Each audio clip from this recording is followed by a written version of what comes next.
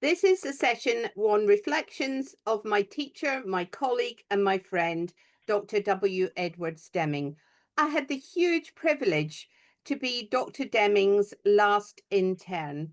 In fact, I was his only intern outside of the US and spent a good chunk of the last 6 years of his life with him. So originally I was going to be doing the whole morning with you, which would have been even more fun. And we've taken it down to a 1 hour introduction. And my job is to tempt you and introduce you to some ideas and share some thoughts and history that you can expand your learning with over the next um, couple of days. So I am the leader of the Deming Transformation Forum, and we are the major influencer in Europe, and people from all around the world use us for research. I have made my presentation very plain with no whizzes and bangs um, to minimize the size of the file. But it reminded me that Dr. Deming was always very simple. He used acetates. Now, some of you probably aren't old enough to remember acetates, but it was a clear film over a light box, and we used presentation pens to write our messages. And Dr. Deming would always have a glass of water and a napkin to rub out errors. So here we have simplicity. So I'm going to explore his life, some of my experiences. I've got to remember that this is being recorded, so let's be careful with some of the private and fun things that I share. And I'm going to look at some of the facts behind the history, and we're going to learn from Dr. Deming's intolerance. And I'm going to try to intrigue you to learn more, build on what the speakers are saying, and embrace truthful ideas.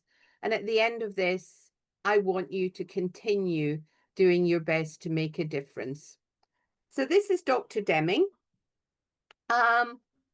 I love this picture. Somebody took it while he was talking to me. I was standing in front of him, and he was sharing something amusing with me. And as a man, he was very spiritual. Every Sunday, if we could, we went to church, and he loved music. He composed some religious music and other music. He loved the baby grand that he had in his living room. And his mental acuity was huge. As an emotional man, he focused on his family, and he was devoted to the people he loved. And as I was researching for this session, I found a letter that he sent me in 1990, handwritten on airmail paper, saying that he was going to say a prayer for my leg. I had discovered that I had a small cancer in my leg, and I'd forgotten about that. So I thank you all for the opportunity to celebrate my relationship with him and remember things in the preparation. And finally, as a physical man, when I met Dr. Deming in 1990, he had stage 3 or 4 cancer. And somehow he just kept going for another 6 years.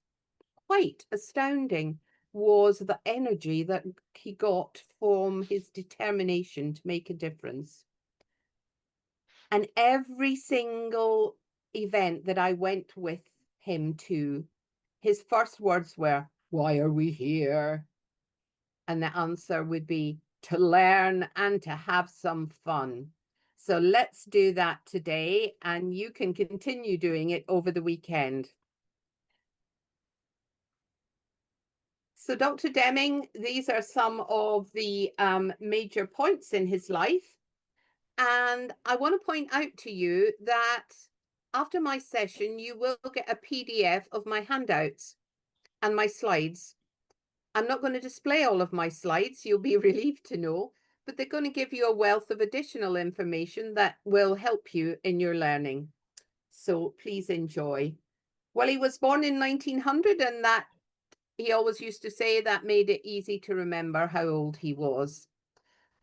His first vital visit to Japan in 1950 is incredibly important.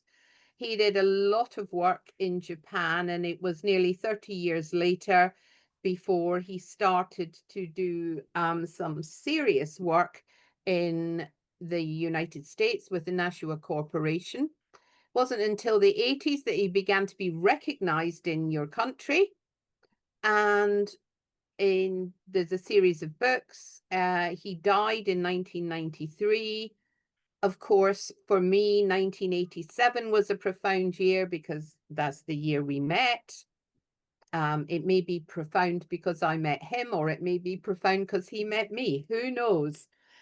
And in 2000, the Deming movement had started in the UK in 1987, and in 2000 I formed the Deming Forum with some other like-minded people, and we have educated and transformed over 1,000 people in the world that I know of. There are probably a few more. So for the early years of Dr. Deming's life, the best source is Cecile Killian's book, The World of W. Edwards Deming. She was his secretary for so many years and a truly wonderful person.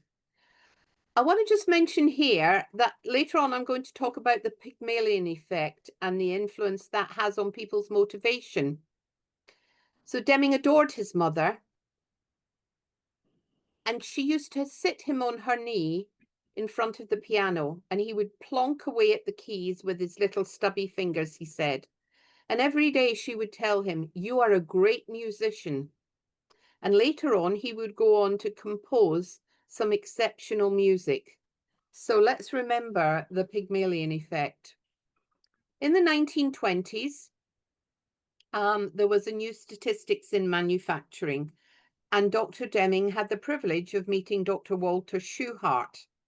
Now just think, Deming would have been 27 and Schuhart would have been 36. This was a profound, profound opportunity for Dr. Deming, and so influenced his abilities.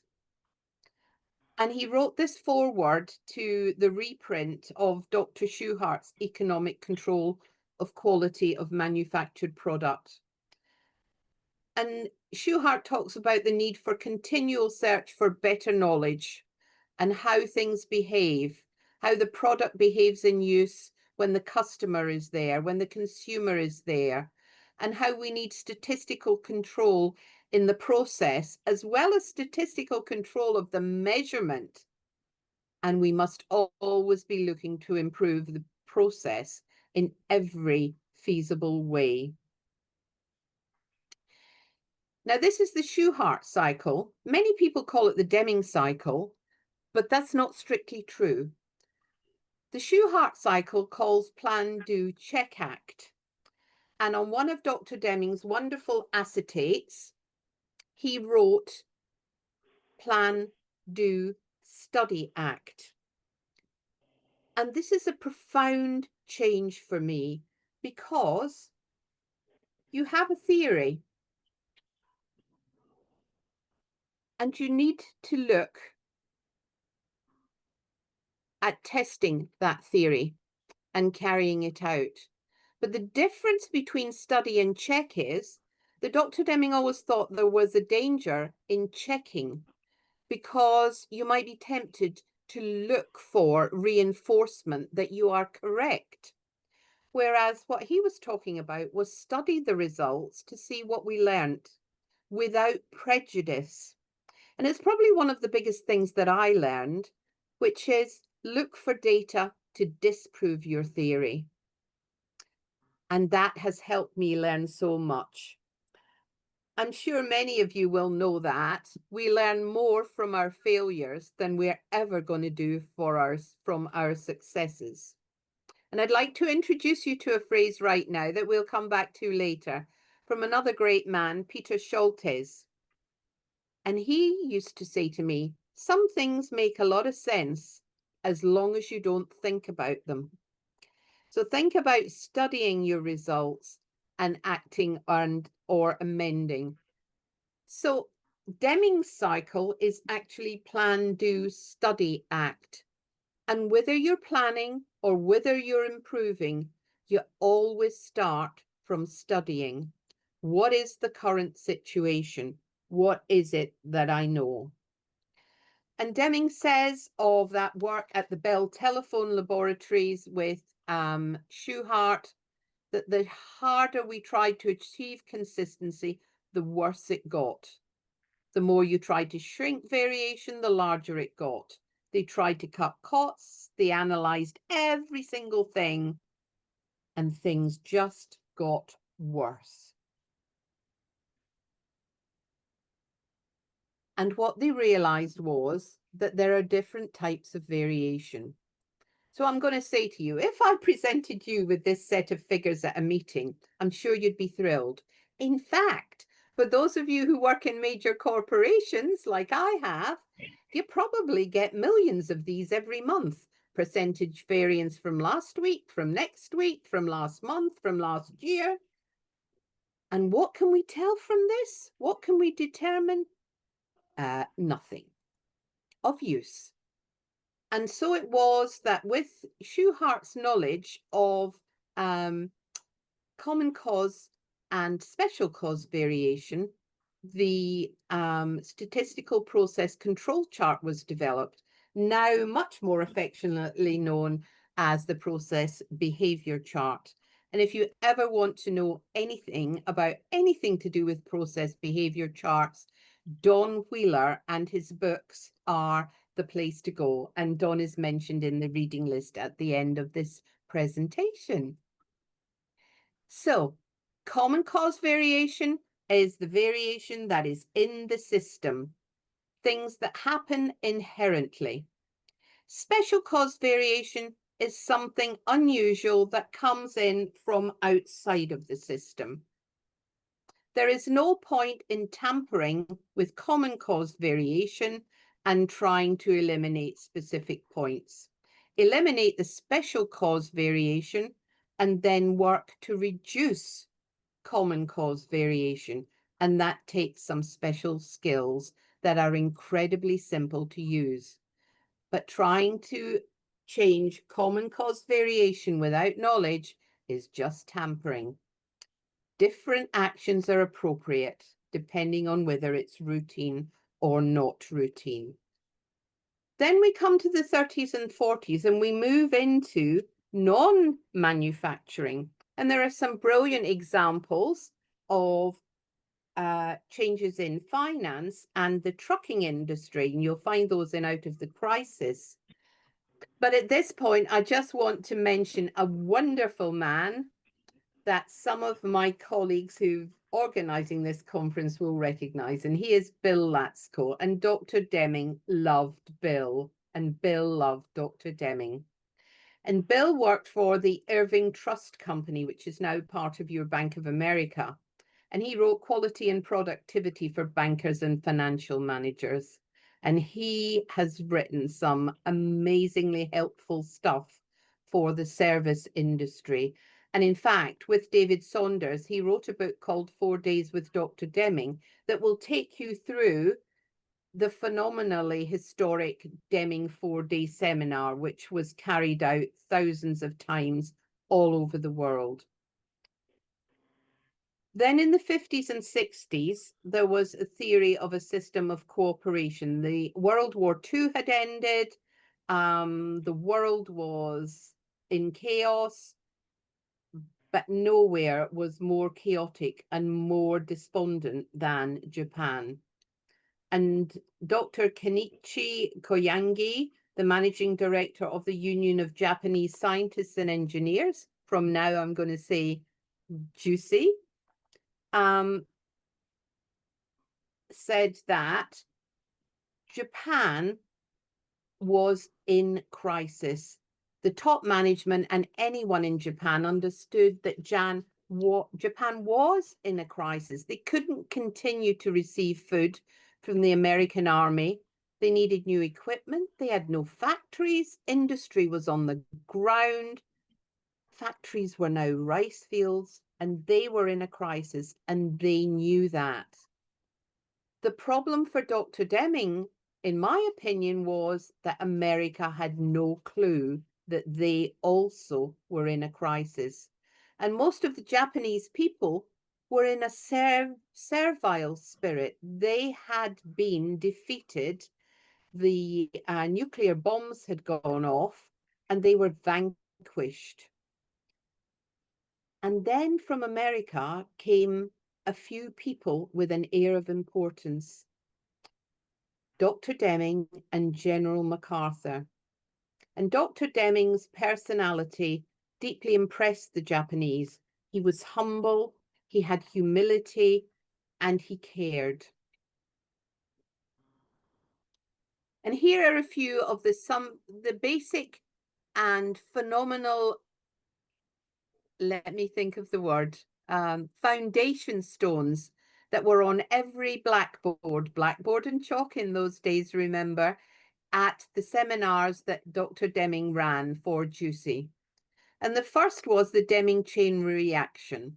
So your organization is there, and your sole aim is to improve quality. Because if you improve quality, your costs decrease. And if your costs decrease, your productivity is automatically going to increase.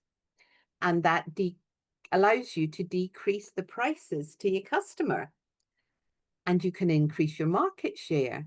And when you increase your market share, you can stay in business and provide jobs and more jobs and improve and lead the market. And Dr. Deming says that that chain reaction does not stop. It continues. You should be on that continuous loop of improving quality. Another fundamental was the experiment on the red beads. And he always said the aim of this is to teach by experiment a number of important principles. And I know that in one of your streams, you're going to get the opportunity to do the red bead experiment. And if you're not choosing that stream, on my slide 25 in the handout, there's a YouTube link to the experiment on red beads being run by Don Berwick, who was the head of the Institute of Healthcare Improvement, and I hope that helps you. So quite often when I go into an organization, I say, can I see your organization chart? And I will see something that looks a bit like this. They'll have department names on the top. But I love this diagram from the Mans Foundation in Holland. So at the top is the big cheese, the guy with the big hat.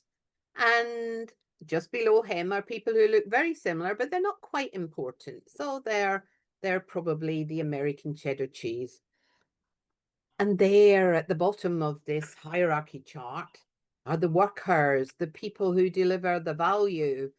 And I like to call them the cream cheese. There are no heads. Why is that? Is it that they're told to leave their problems behind and just come into work and do as they're told? Well, the Mans Foundation calls this the Bohica syndrome, affectionately known as bend over, here it comes again. So somebody has been to a seminar or employed some consultants to come in and do some new instant pudding mix, Dr. Deming used to call them. So some technique or computer program that's going to magically transform your organization. Now, Dr. Deming called it an instant pudding mix, and he used to say, you just add water, stir it a bit, and pray that it doesn't go lumpy. The other thing that he used to say was, in the olden days, we used to have snake oil salesmen. They used to come into town on a wagon with a very fast horse, and they'd sell you some liquid that was a cure-all. And once they had your money, they'd never been seen again. So whether it's snake oil or an instant pudding mix, the reaction from the people who deliver the value in the organization is, bend over. Here it comes again. Keep your heads down, people. They'll be on to something else soon. Another thing that was always on the chalkboard was Deming's view of a system. The absolute I've just lost that word. So the exact opposite of the hierarchy chart. Now, the wonderful thing about this is that the customer and the consumer is on this chart. You'll never see a customer on a hierarchy chart. And the beauty of this is from the flow diagram, you can see who depends on your work and whom you can depend on. And that's where you get your joy in work, working to improve. What often happens in the Western world is that there's a breakup of the system. Departments are treated as individual fiefdoms. I don't know if you have that word in America, but individual departments with their own budgets and their own targets and their own measures of success. So do you know that Toyota do not have departmental budgets?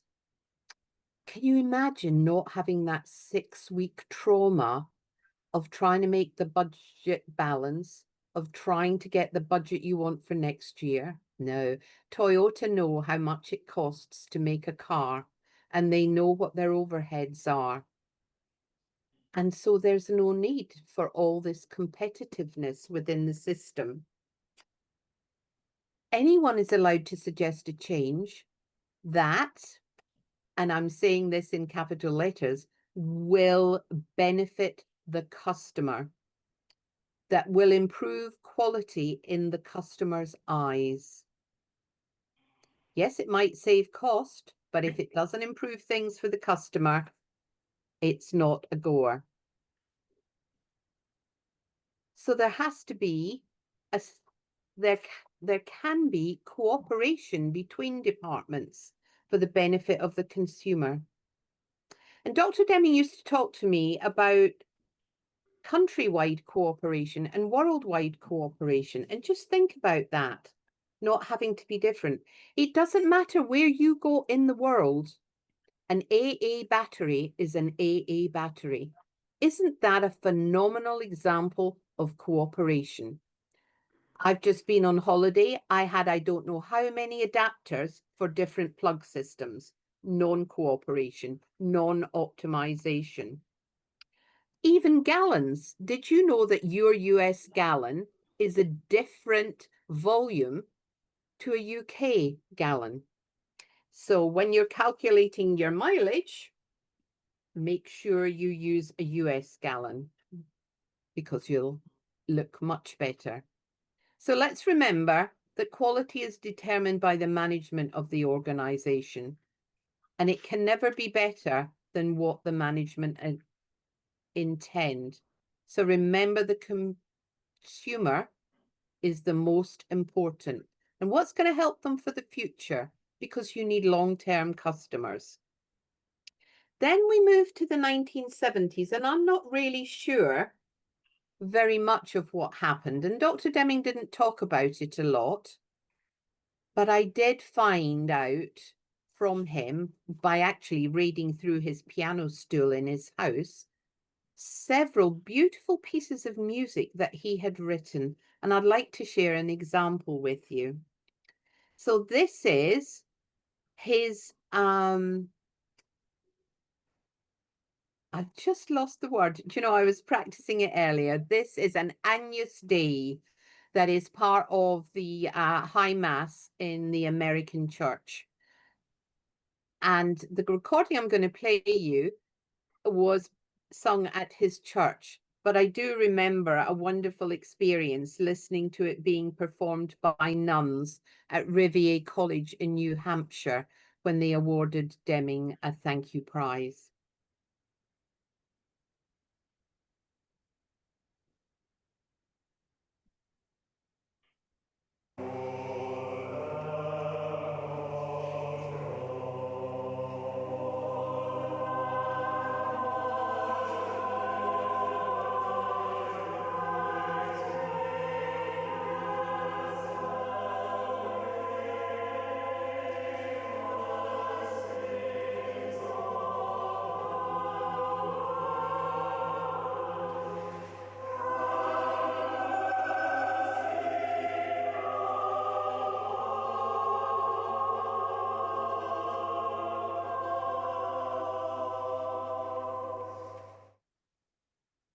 Wow, isn't that amazing?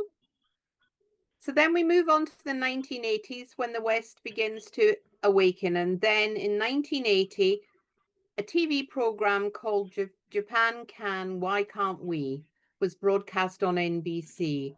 And you'll find the link in your handout. And incidentally, in 1992, the British Broadcasting Corporation,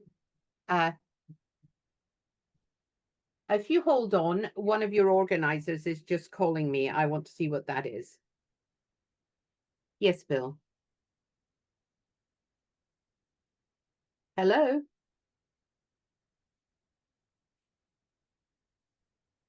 Sorry about that, people. I have to assume that the gentleman pocket dialed me. So let's carry on. I thought maybe you couldn't hear me. So there are the three parts.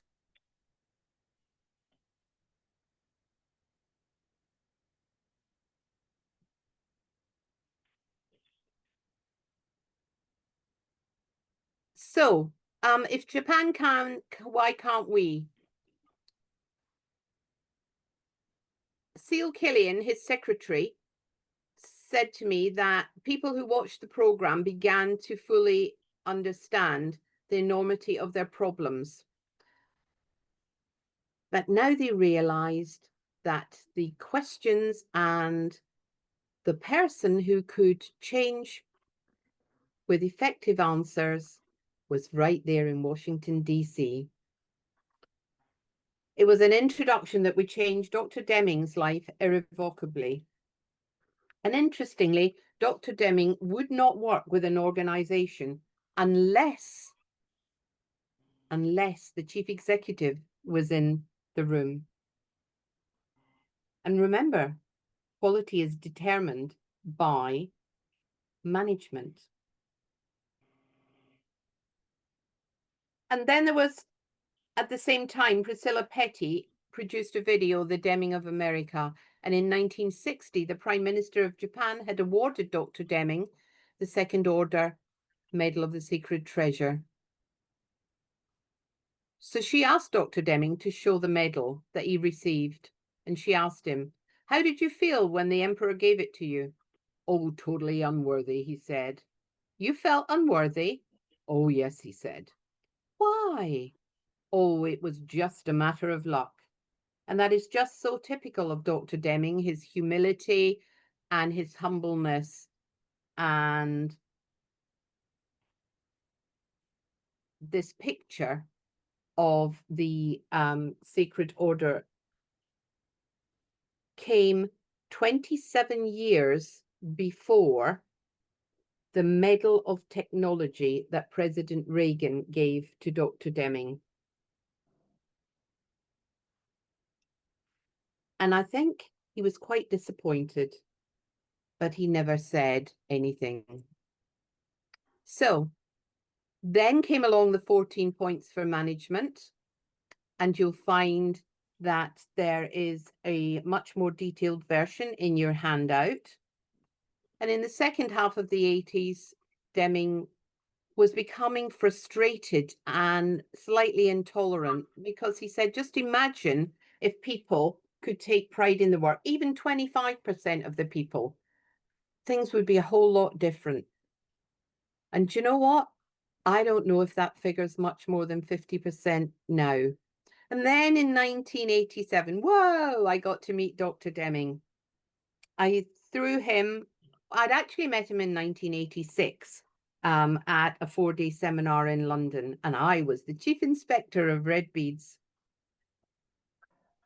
I took great joy and celebration in reflecting that relationship and preparing for it. It helped me read some wonderful letters and faxes. Faxes was the thing in those days.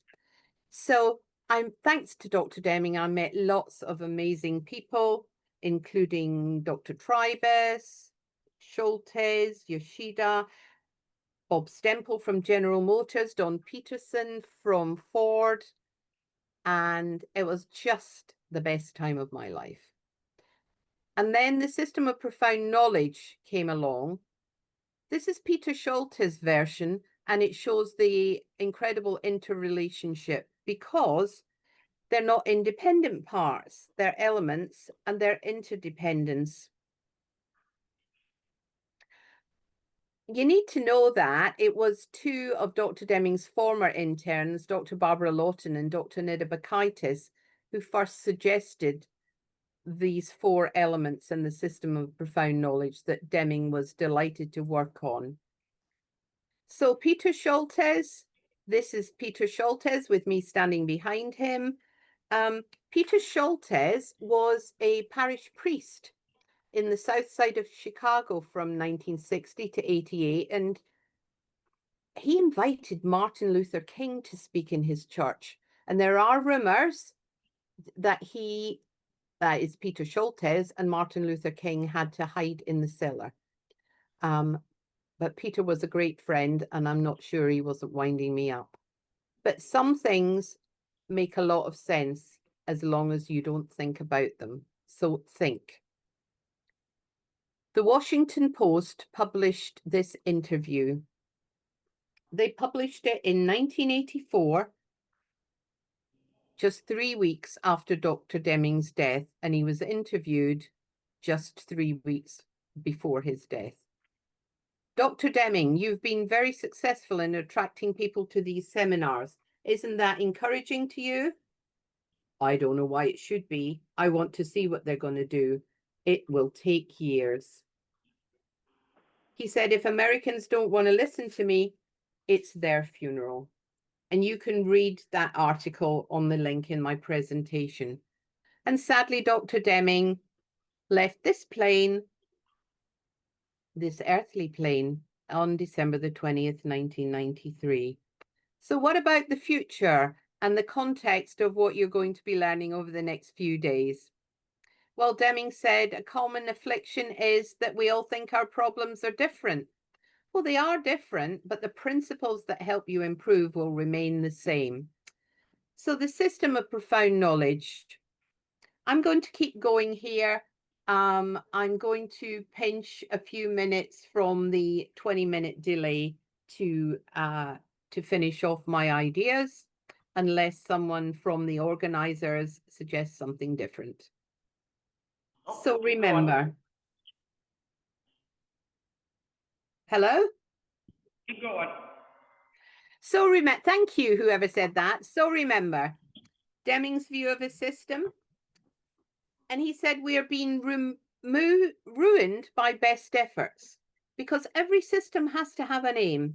Without that aim, there is no system. And the aim of the system is a value judgment that has to be sold by management, enticing aim that people are keen to deliver.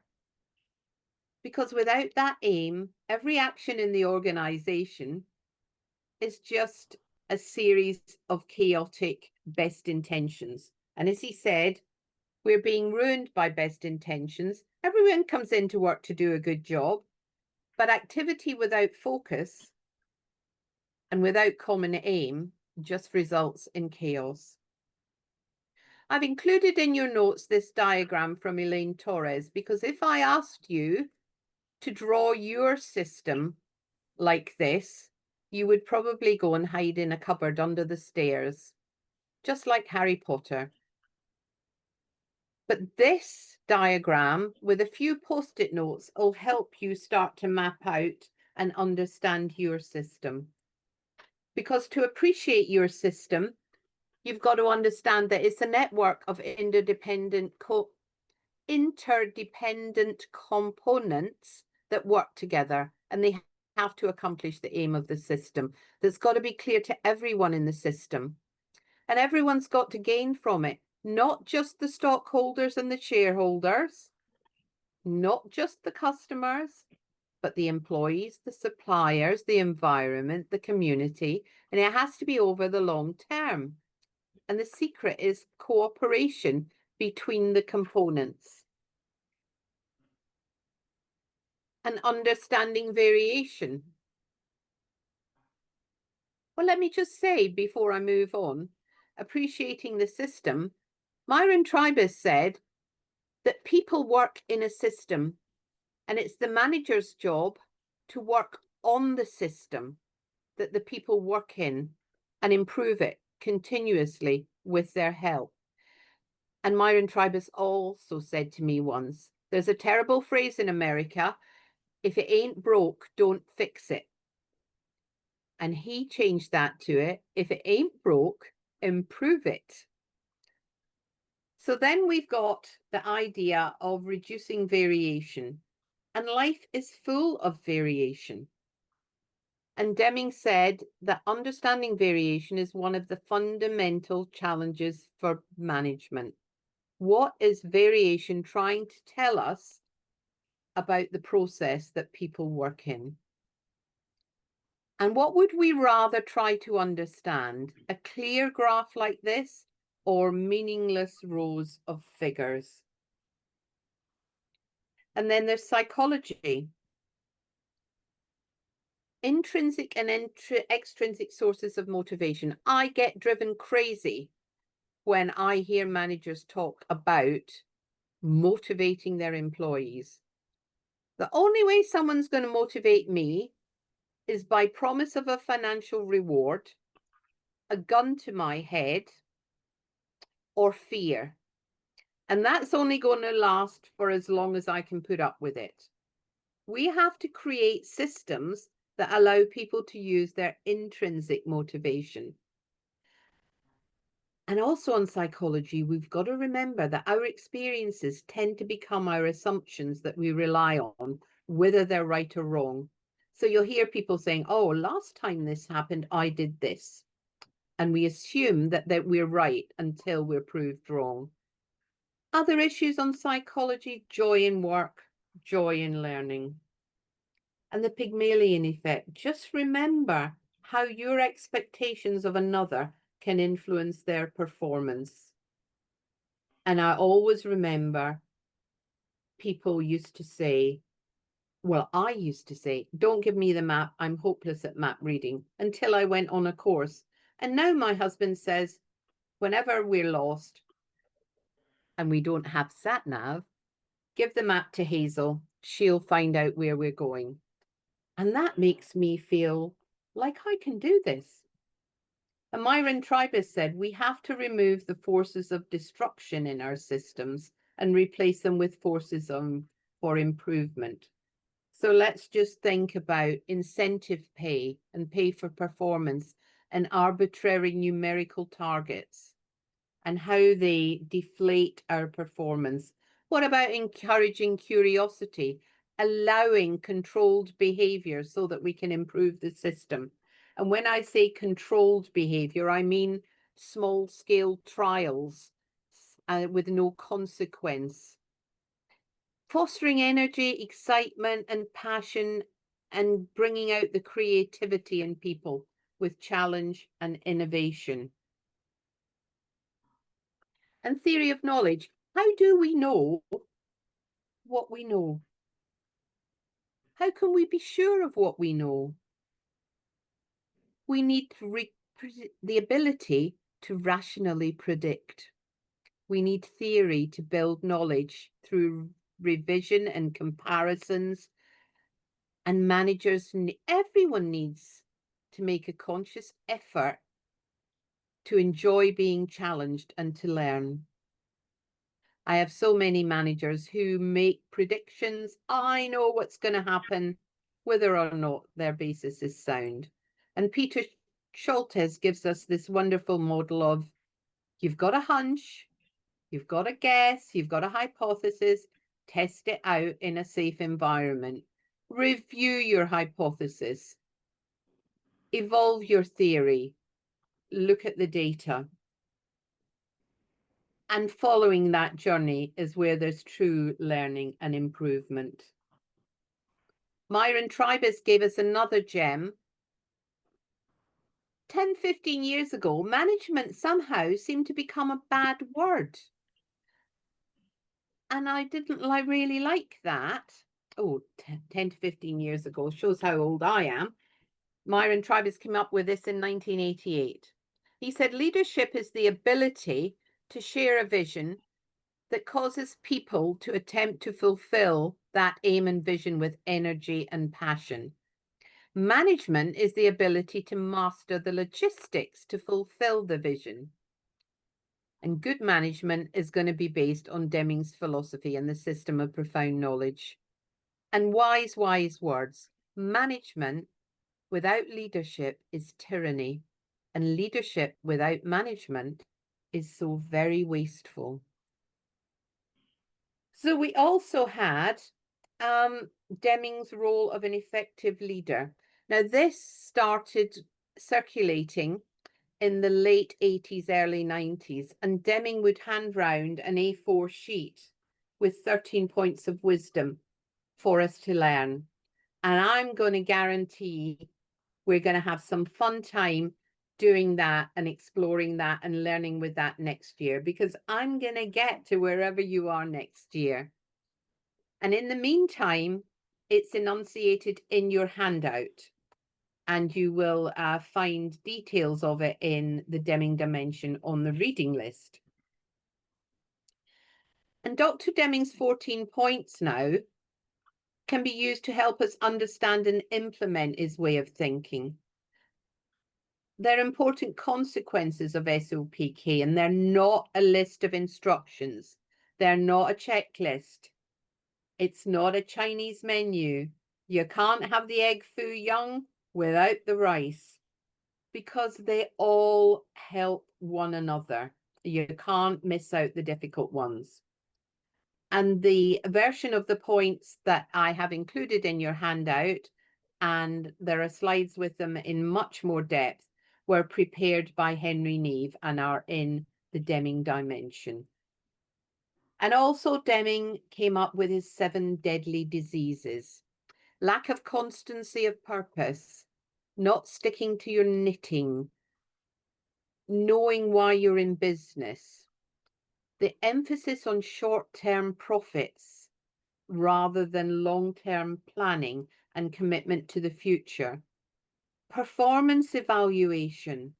That is one of the single most corrupt things in an organization that rob people of motivation and energy.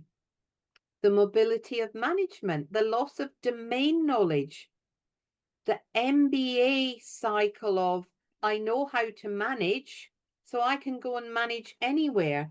Some of my students on master's degree now believe that they have to change their job every 3 or 4 years in order to enhance their CV.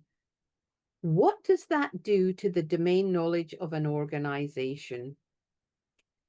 Bankers, running car companies, and management by use only of the visible figures. And these last two are principally in America, your excessive medical costs and the costs of liability. Though I have to say the costs of liability is definitely on the up in the rest of the world. So you can watch Deming's 5 Deadly Diseases on YouTube, and this link is in your handout. And I want you to think about this philosophy in your world of work, to you personally, and to society in general. So I want to say to you, look at the reading list, think about what you want to do, think about where you want to go next, think about your learning in the next few sessions. And that's all from me. Think about what I've said, think about what's going to be useful to you, think about what intrigues you to learn more, and think about what causes you to ask further questions. So enjoy delving deeper into the learning. And I've used up my 10 minutes question time, for which it's a shame, but I will answer questions over the Google Docs system. And this has been me, and I'm delighted to have contributed.